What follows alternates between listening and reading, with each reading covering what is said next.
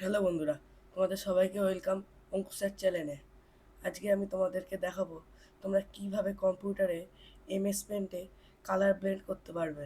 তোমরা সকলেই পেন্সিল দিয়ে বা পেস্টেল কালার দিয়ে কাগজে ব্লেন্ড করেছো।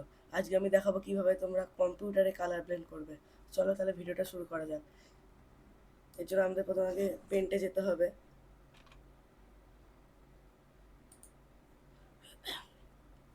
পেন্টে আসার পরে তোমরা আগে ক্যানভাসটাকে সিলেক্ট করে নেবে কতটা সাইজের চাই। এর জন্য প্রথমে এই পিক্সেলে গিয়ে এটাকে বন্ধ করে উপরে হরিজন্টালে লিখতে হবে 987, আর নিচে থাকবে 552। এবার এটাকে ওকে করে দিতে হবে। এটা করার পরে তোমরা যে কালারটাকে ব্লেন্ড করবে প্রথমে এখানে লাইনটাকে নিয়ে নিতে হবে এবং সেই কালারটাকে নিয়ে এখানে এইভাবে দিয়ে দিতে হবে।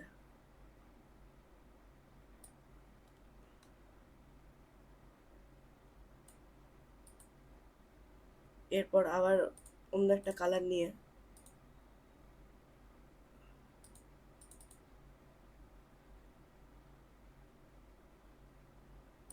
এরকম টেনে এরকম দিয়ে দিতে হবে। এটাকে আরেকটু এদিকে টেনে নেবো। এরকম হয়ে যাওয়ার পরে এই ফিল উইথ কালার অপশনটাকে ক্লিক করে এই হলুদে গিয়ে হলুদের জায়গায় হলুদ, অরেঞ্জের জায়গায় অরেঞ্জ এবং কালোর জায়গায় কালোটা দিয়ে দিতে হবে। এরপরে আবার এই ক্যানভাস অপশানে যেতে হবে।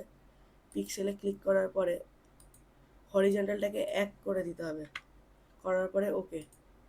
তারপর দেখতে পাচ্ছি এরকম হয়ে যাবে। তারপরে আবার এখানে গিয়ে পিক্সেলে গিয়ে এটাকে আবার 987 করে দিতে হবে।